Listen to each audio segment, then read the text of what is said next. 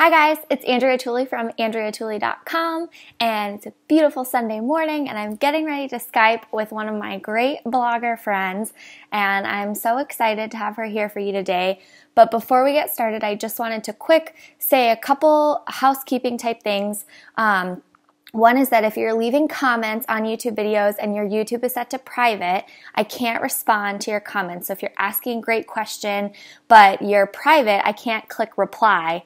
And so make sure that if you're asking a question, your YouTube's set to public so that I can reply to you and answer your question, because some of these questions are great and I can't respond.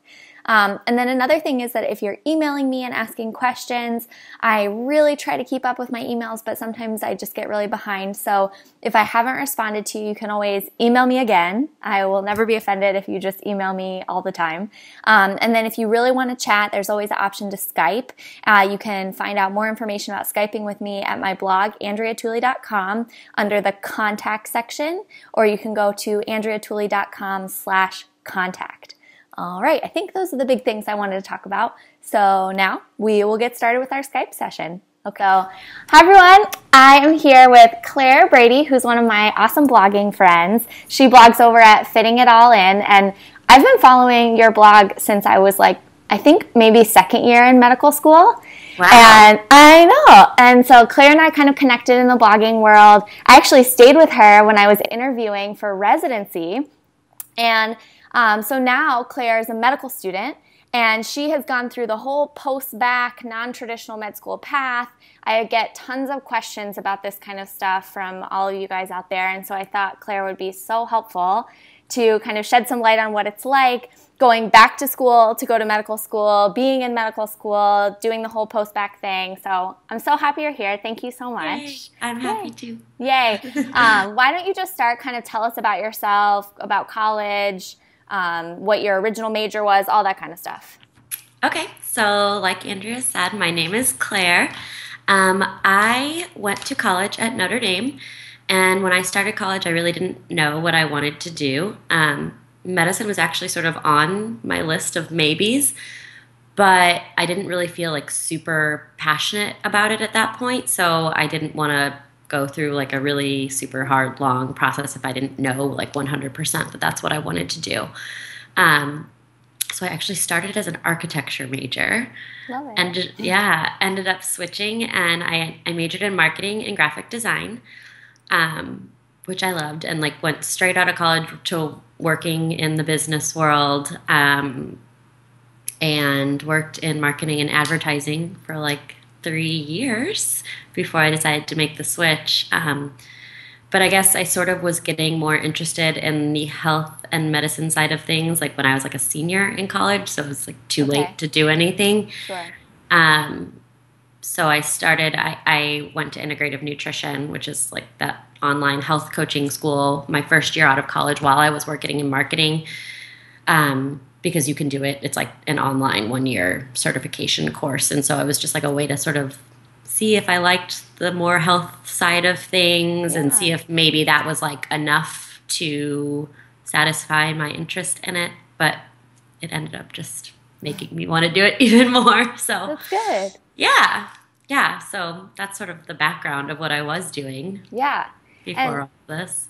Okay. So What made you start kind of having these thoughts? What things were you thinking about that kind of drew you to medicine, and what were kind of the things holding you back? Because I think a lot of people are in a really similar position where in the back of their head they're maybe I want to do medicine, and then there's this other voice that's no.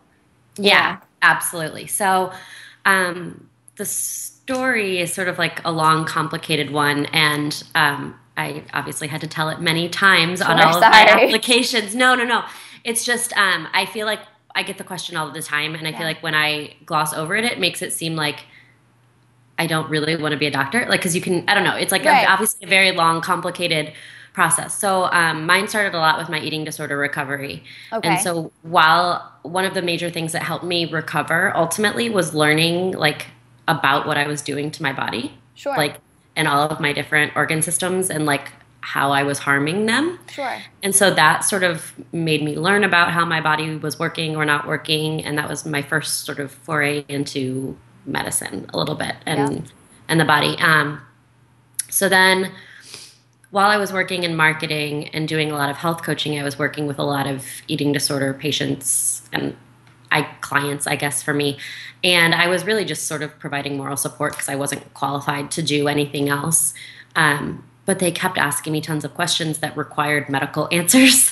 Sure. And I didn't know. Like, I kept saying, I would have to say, like, I don't know what your blood work is. Like, I don't know your hormone levels. You need to go to your doctor. Right. And so I realized I wanted to be able to do that. Yeah. Like, I wanted to be the doctor. And then sort of at the same time, I really wasn't feeling too thrilled with my marketing career.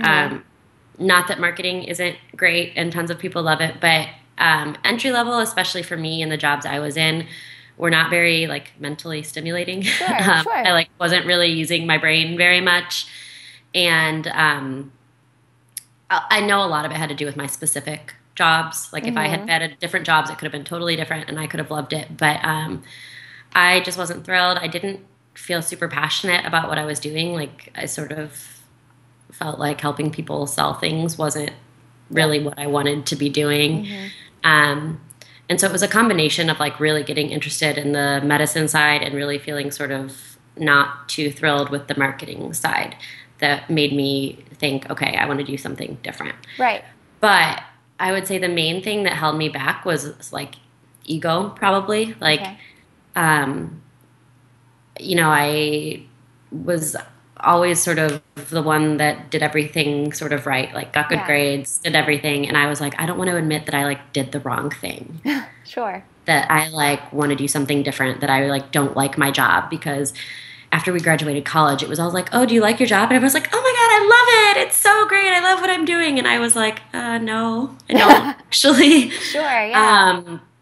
So it was a lot of ego and like just being okay with the say like, I'm not really doing the right thing right now. Like I didn't make the right decision for me ultimately, which is really hard to know, like whether or not you're going to like the thing long term. And then also just, I looked into a lot of things aside from medicine, health related, like whether I wanted to get an RD or like nurse practitioner programs or nursing in general or clinical psychology, a lot of stuff that were my different interests. And so it was like, it wasn't like in a week I made a decision. This was like months and months and months that I was like thinking about it and talking to people. My parents that are actually both doctors were kind of really hesitant at first. Sure. Which was off-putting because I was like, you guys are both doctors. You should want me to. But they, I think, just know like how intense and hard it is and a long process. And they just wanted to make sure that I like had thought it all through, knew what I was doing. And I think once I got to that point where I had thought it through and like had a path and knew what I was doing, they were like totally supportive and are super excited now. So I think just the time and the money. And like the debt and the length of time that it would take to go back to school were the most hindering and like scary things. But ultimately, like we're going to be working for a really long time. And so like being able to do what you actually want to do is worth it. Yeah. No matter what. I just didn't see myself being happy where I was long term. So, and that's so important. That's wonderful. Yeah. Okay.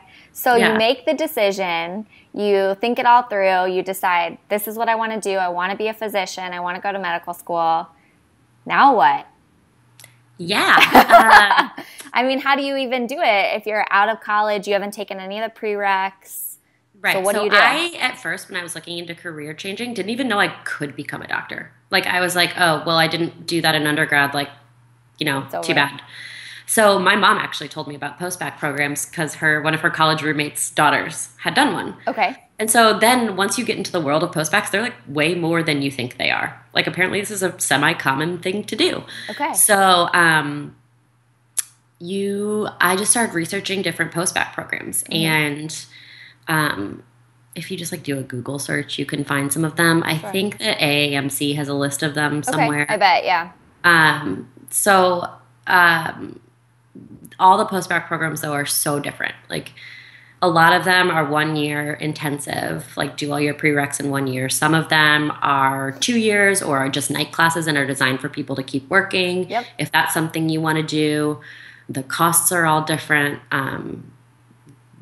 There's just a lot to learn about post-bacc programs. So I did like a lot of research on what I wanted to do. I would say the most popular ones, or like the highest thought of ones, are at Bryn Mawr and Goucher. They've been around for a long time. But Johns Hopkins has one, UVA has one, obviously. Yeah. Louisville has one. Georgetown has a 2-year one. WashU, there's some in California. Like they're more common than I thought they were. So I basically started just the application process to ones that were sort of at schools I was interested in, or locations I was interested in, potentially. I think I applied to 6. Okay. And the application process was hard. I think it's really hard to convince someone that you want to be a doctor when you have like no medical experience. Right. Yeah, that makes total sense. And that's what really puts everyone off. Is like, how do I even write this essay? Like, how do I? You basically are trying to convince them. You have to have a good essay. Like, you have to have a good reason and like a compelling argument. Which, at the point, if you're applying to post-bacc programs, you should. Sure. Like,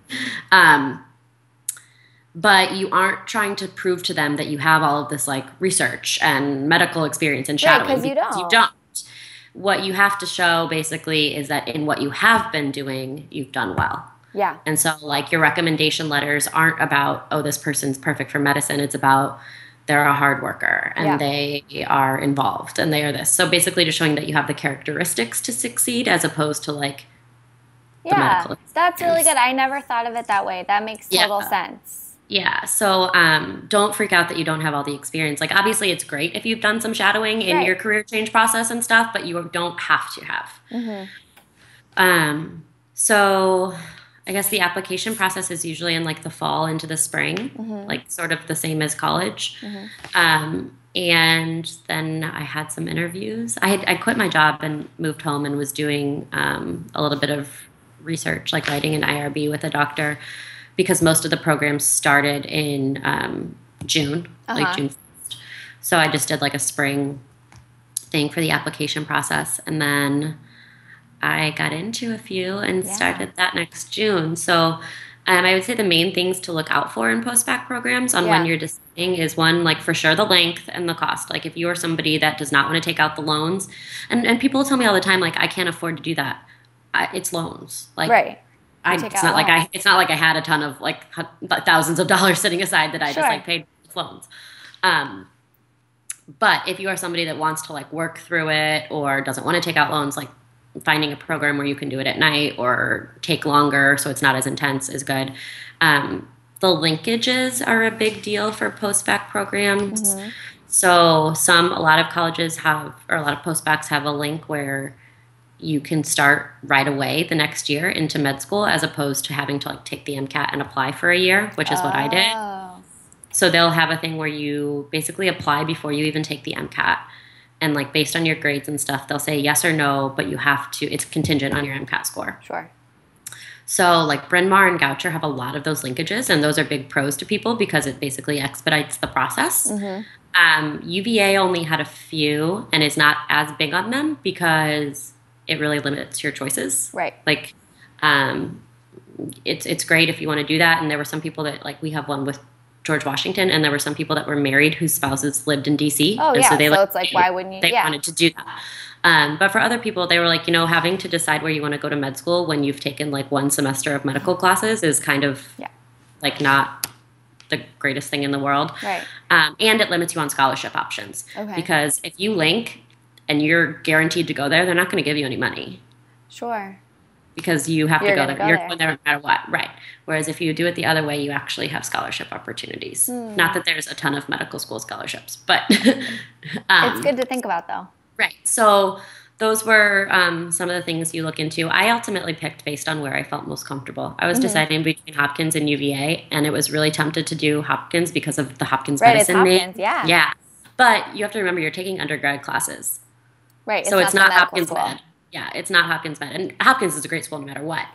But it didn't seem as community-oriented. It seemed like a lot less faculty support and stuff, which is sort of what you're paying for, is people to like guide you through this process.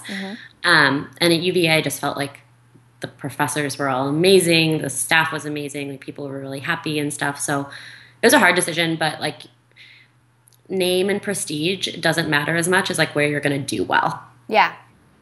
That makes sense. So you have to get good grades and you have to be able to do well in your MCAT. So go where you think you're going to feel the most comfortable and do the best. Yeah. Okay. And I know most people watching this probably know this, but just to say it all, make sure that these post-bacc programs are for people who already have a 4-year degree.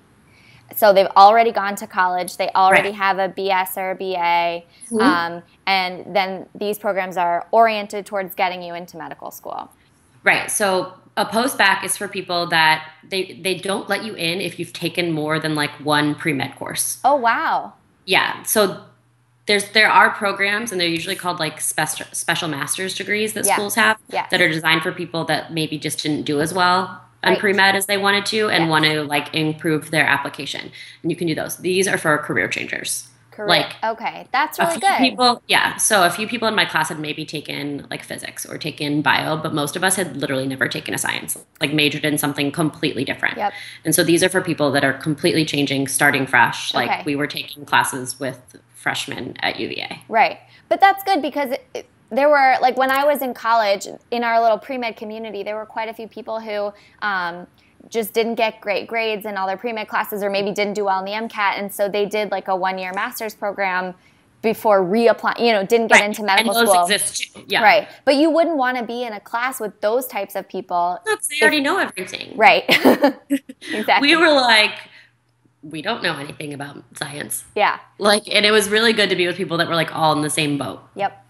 So. Okay. So besides taking all the prereqs required for medical school, what other kinds of things do you get to do in post-bacc programs? So it's going to differ based on where you go. We took the required courses, which is chemistry, biology, physics, and organic chemistry. Now it's changed actually because biochem is required. Okay. And there's more humanities on the MCAT. So I don't know the answer to how they're changing post-baccs. Interesting. But they'll have to incorporate all those classes now.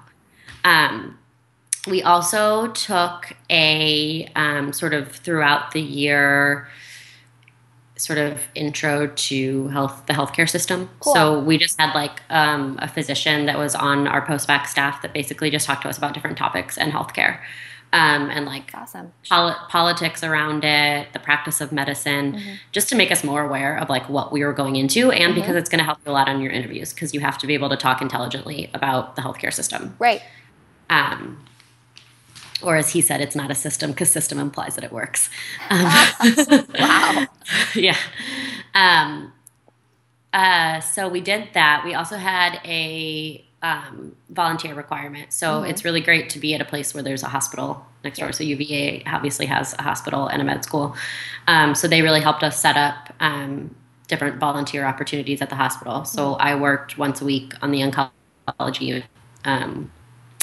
And then we also were able to do a lot of shadowing. So that was why, like, what you pay for. Our staff at the post-bacc program had like a physician head that knew tons of people at UVA and around the community. And you could just email him and be like, hey, I want to shadow this type of doctor. And he'd like connect you to people. So like I did a longitudinal shadowing program it was actually a DO, but he did primary care at like a low income clinic. And so I like got to spend a ton of time with him. So it really, they make sure that you do those things instead of just getting super focused on just the school because one, it helps your application. Like we didn't have any of that type of stuff. Like none of us are going to have research going into medicine. And so we're competing against a ton of people that do. And so we had to at least have some shadowing and volunteer work going on. Okay. And then towards the end of the semester, so the program for me at least was June to May, and then we took the MCAT in like May or June. Okay. So like when we finished, and so starting in like March, we had MCAT prep too. So they basically, that's so great. They provided us our MCAT study books. Like it was part of what we paid for. Yeah. And they hired 2 MCAT tutors to come, and I think they had 12 sessions with us. So it was sort of, you didn't have to go to them, but they were there to like help us study. Right. I mean, that's tremendous. They just give you everything you need. Yeah, that's what you pay for because you can do it. You can take all the pre-med courses on your own. You can do it by local college. And I looked into doing that because it's probably cheaper. But like figuring out how to organize it all and make sure your classes don't overlap, like it was set out for us. Like we didn't have to worry that physics was at the same time as bio or that like I had all my tests on the same day. Like they really worked with us to make sure that our schedules worked, that they like gave us everything we needed and make it like as least stressful Sure. as it could be. Yeah. Which was amazing. Yeah. Okay, perfect. Yeah.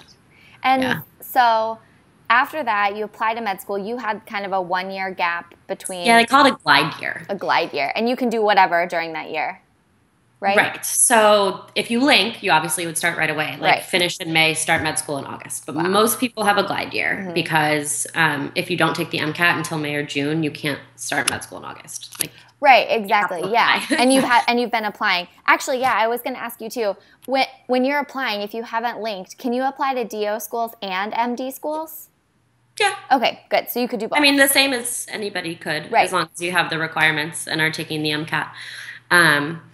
And we also, I should note, we had a few people, maybe only 1 or 2, that finished the program but decided they wanted to go NP.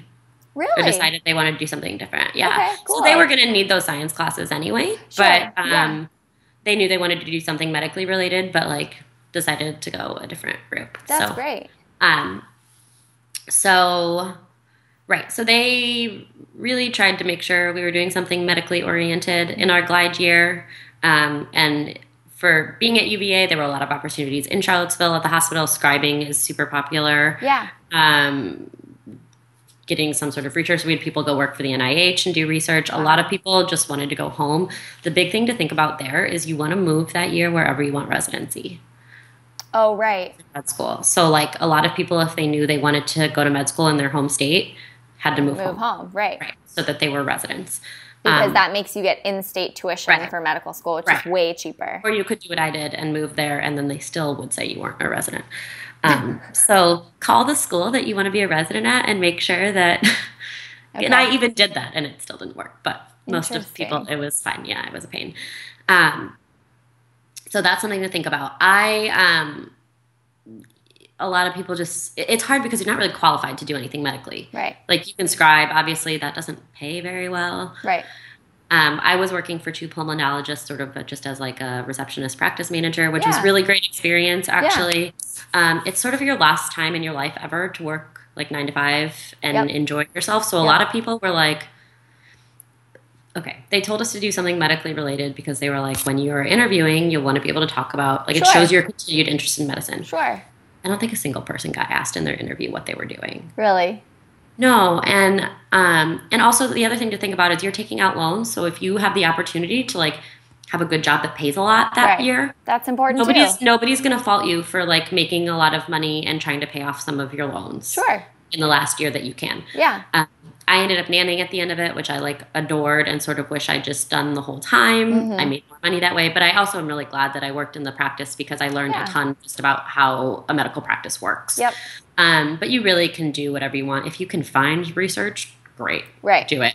It's just hard because you really don't have any qualifications. Right. So unless you have some contact or the people that scribed love it. If you can live at home and save money and can afford to scribe, that's great because scribing doesn't pay very much. But there's tons of options. You basically have like the year while you're applying. Yeah. Very cool. And then medical school starts and you got in and and then you get in, hopefully. So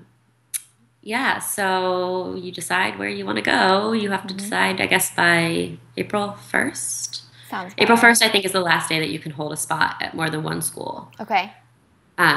Because I didn't know this. When you like get accepted, hopefully, to med school, they're just like, hey, you're in. And you just like say yes or no. You don't have to like say no to all the others. You can say yes to all of them. Right. And then, exactly. Until April 1st, when you have to then decline the ones you're not going to go to. Right. So for a while, I was like enrolled at multiple med schools because I just didn't know yet. And I wanted to wait and see where else like I got in. Right, exactly. You could say no to one. Like once you're in a couple, you could say no to ones you're definitely not going to go to. Right. But if you're really hanging on, then that's nice to have that option. Right, and it's hard because you don't want to like take up somebody else's spot. Exactly, that's the thing. If you really aren't sure, which I wasn't because I didn't know if I wanted to move home or not. I didn't know my relationship was going on. So like, so then you start med school. Yay! And how is it? It's awesome. It's like it was such a long process, you know, like I quit my job almost 3 years ago and I'm just now starting. So it was such a long process. And like, I never, like, it seemed so far in the future for so long, you know? Yep. And like having to explain to people for so long, like, now I'm in a post-bacc, I'm hoping to go to med school. Like, let me tell you my story. Now to be able to just say like, I'm in med school is like so awesome. That's amazing. What's it like being non-traditional? Do you feel the same as all your other classmates, or do you feel like there's any difference there? So I look really young, so nobody really like looks at me and knows that I'm the oldest girl in my class, which I did not expect. Okay. Everyone kept saying like, no, you get such a variety, and there are a variety of ages. It just happens that I'm at the top. Usually, you're gonna have some people, like at least one or two, that are like 35 or 40, and are like totally non-traditional. I was really shocked that I was the oldest, but everyone else is shocked to hear that I'm older because I don't look super old. Sure. In class, no, like all of my classmates are awesome. Like we all get along. It's a little different for the kids that are straight out of college because a lot of them are kind of like bigger partiers than I am necessarily. Just because that's like, they just graduated like 2 or 3 months ago. Right. It's a different lifestyle. Different lifestyle. And like they've never worked, they've never done that. So like life experience is different, but like within class and like getting along, we're all totally fine. Like, and there's a lot of people that are like straight out of college, but also a lot that took a year or two off. So like, there's a fair amount that are like 24, like 23, 24. The only thing that I feel a little behind on is that I just haven't taken as many science classes as all of them did. So they have a little bit more exposure to the material, but like it's what's hard about medicine is the quantity of material, not necessarily that it's like really hard conceptually. Exactly. And so everybody's kind of in the same boat there. Like we all have like a ton to learn and memorize. So while I may be a little bit at a disadvantage because it's my first go at a lot of this material as opposed to them, like how many of you can say that you actually like still remember everything that you learned in undergrad? Like it's not like they know all this stuff already. Exactly. And a lot of med schools are pass-fail. So ours is true pass-fail, which is different than like an honors pass-fail. So like we don't even have the option to get honors. Okay. So, and they did that on purpose for stress relief. So that literally like getting, and it's a really hard change to go from people that are used to trying to get like A's, like highest you can to get into med school, to be like a 71 is the same as a 99. Right. Literally it showed us pass. And it's weird. And like you still are never going to be like okay with getting like a low grade just because it's like, because you just want to study as much as you can. You're right. You want to do as well as you can, and you know that you're going to have to like learn the stuff for boards anyway. So it's not like you want to like not learn it, but it's also really nice to like not freak out necessarily. Yes. And they do give us the median so we can like see how we're doing in relation to the class, so we know like, okay, I might need to step it up a little bit next time. But like, I guess a good thing about medicine is like they don't want you to fail. Like people don't fail out of med school. No, they don't. They will like do everything in their power to like make you pass. So it's I just love that I love what I'm learning. Like it's so much, and it's so stressful, and I've never studied so much in my life. But it's like fascinating, and I like want to learn more and more and more. And so that's so great. So you made the right decision. Yes, and that I think is the best thing, is that I can now be like, okay, this feels right. Because there was always that nagging feeling in the back of your head that's like, am I even doing the right thing? Like when you're stressed out studying for the MCAT, or when you like take out more loans and you're like, oh, why am I doing this? Like, is it worth it? And so now it's so nice to be like, I actually like what I'm doing, and this is so great and worth it. Yeah. That's so great. So for people like you who are in a career, a couple years out of college, thinking about maybe going back to medicine, it sounds like you'd recommend a post-bacc, or at least looking into it. Yeah. Well, one, if you want to do medicine, you have to take your prereqs somewhere. Right. I really recommend the post-bacc like structured program because it's just easier. You get like the MCAT prep, you get the interview prep. There's somebody that's there to help you with the application process to make sure that you're getting your shadowing and all that stuff that's really just going to increase your chances of getting into med school. So post-bacc programs generally have an acceptance rate into med school in the 90s. That's like 90th%. Which like I think the national average is in like the 40s or something. Right. So if you go to a post-bacc program, you're probably going to get into med school. Yep. So doing it on your own, you can't guarantee that. And it's just going to be a lot more difficult and more stressful. But if your priority is making it cheap, and staying where you are now, where you might not have a post-bacc program, then you can do it that way. Yeah. But I definitely have no regrets whatsoever about doing a program. Good. That's so great. Anything you wish you would have known kind of going through the process, or advice you have for somebody who is maybe in your shoes, kind of right out of college or a couple years out of college thinking, I don't really like my job? So one thing that I did while I was in the decision-making process, and like even before I had decided on medicine, but like just was looking into career changes, is I like just emailed tons of people. Yeah. Like family members, family friends that were doing things that seemed interesting. So like I cold emailed people. Like I would Google and find people that looked like they had a job that I would want, and just like found their email address online and emailed them. That's great. Like sometimes I like found a lady that was a Notre Dame grad, but was doing like eating disorder psychology stuff at Duke, and I was like, that sounds awesome. And so I had a little bit of a connection where I could be like that Notre Dame grad, but like, and sometimes they won't respond, but sometimes they're like, it's nice just to get their perspective and be like, look, this is what I'm doing, this is my interest, this is what I think I'd like to do, like, what do you think? And so hearing about their day-to-day life, like, I mean, definitely researching. If you know you want to do medicine, obviously job security is there and money, but like looking into how long is this going to take? How much is it going to cost? Is it realistic? What are the job prospects like? Like, what would my career be like? Like, think over all that stuff. Everybody's going to have a different situation. Like, if you're married or have kids or in a serious relationship, it's going to be totally different for you than if you're single, like I was, where I could really just pack up and move and do whatever I wanted. I guess things that I wish I had known. I mean, it's one of those things where you just have to be okay with change. Yep.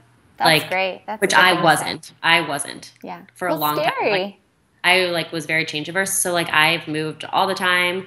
My whole life was like dependent on me like doing well on a test and hoping I got in somewhere, you know? And like, and when you are like already older and like sort of had a life established, it's really kind of hard to do that. I think probably the hardest thing for me is being almost 28 at the time. I guess I was almost 25, and having all of your best friends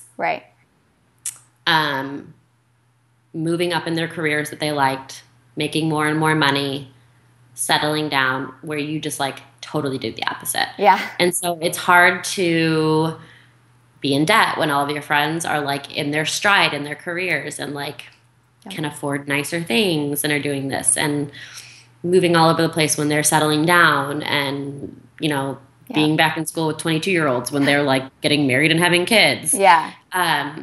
That can be hard sort of mentally on you, but I'm doing what I want to do. And you have to look from the opposite perspective. A lot of them are like, I'm so jealous that you can actually go back and do what you want to do now. Like, I'm sort of tied to what I'm doing. And so that's sort of a little bit of a struggle, but, you know. It's worth it at the end of the day if it's what you want to do. It really is. Yeah, and that's what you just have to say. Like, I'm happy with what I'm doing. Yeah. And so everybody in med school's in debt. Yeah. Pretty much. So. Yeah, exactly. It'll work. Yep. Yeah.